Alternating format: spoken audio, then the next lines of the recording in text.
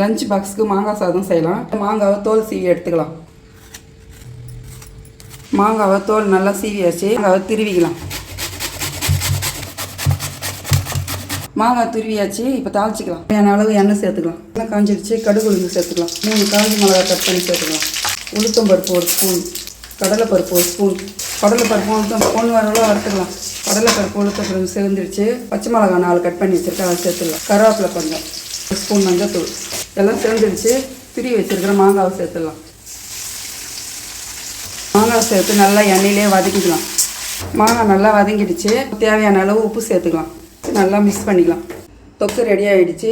ஆற வச்ச சாதம் போட்டு கலந்துக்கலாம்.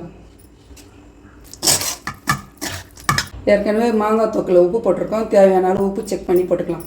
இது போல் மாங்காய் சாதம் குழந்தைங்களுக்கு லஞ்சு கொடுத்து அனுப்பிச்சிங்கன்னா விரும்பி சாப்பிடுவாங்க. வீடியோ பிடிச்சிருந்தா லைக் பண்ணுங்கள், ஷேர் பண்ணுங்கள், சப்ஸ்கிரைப் பண்ணுங்கள், கமெண்ட் பண்ணுங்கள்.